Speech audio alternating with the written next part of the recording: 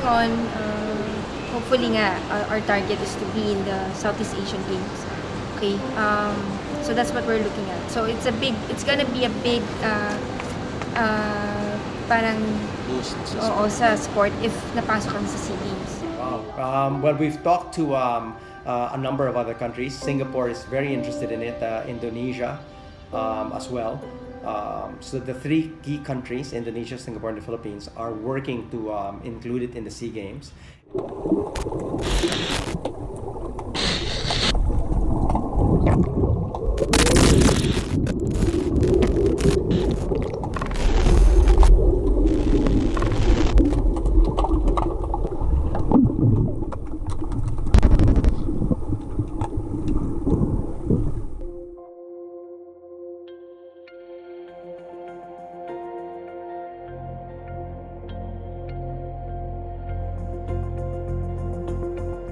Malaysia and Thailand are coming on stream as well.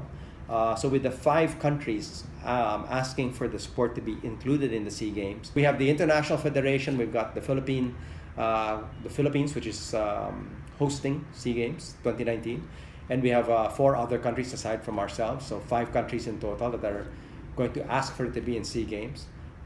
Plus, you have best of all the chance to get 2 gold medals. So I think we should be all set for SEA Games 2019. Our goal as an NSA is to be a double gold for the Philippines at SEA Games 2019.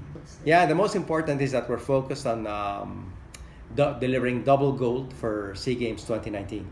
That's the vision, and we are working very hard to deliver on that.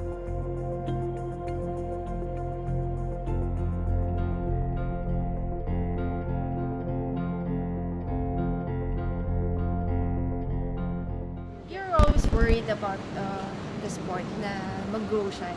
So that's why we try our best to get people to try the sport and hopefully be addict to the sport. Okay? Of course, syempre, hindi naman tumitigil yung time, yung age ng mga tao, tumatanda na rin. So eventually, they have to retire or they'll not be as strong or fast as they used to be. So kailangan talaga may balance ng young and senior players. So, yun lang ang yung worry mo na hopefully na continuous yung may pumapasok na bagong tao sa sport. We thank Philippine Sports Commission Chairman Alvarez for helping the underwater hockey community for funding, but sometimes yun yung mga for tournaments only. Sometimes we shell out for the transportation namin, every training. We get to use the swimming pool of Philippine Sports Commission, but we pay for some The manpower, electricity, and all this. So with our gear, we pay for our gear.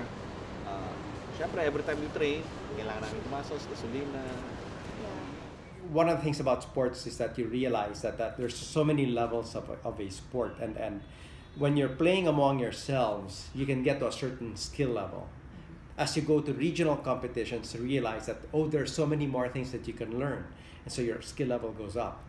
And then you realize that even with those skills, you're still not fully where you need to be. And to be able to do that, you need to have a long-term coach who knows all of the plays from an international point of view, all of the fitness levels that are necessary, and that coach has to work with you on a long-term basis. So we had invited several foreign coaches over the last 3-4 years, but this is the first time that we really had the vision that we might get a coach for the women's team and a coach for the men's team, and those 2 coaches, a couple of Australians, have just started working with both teams.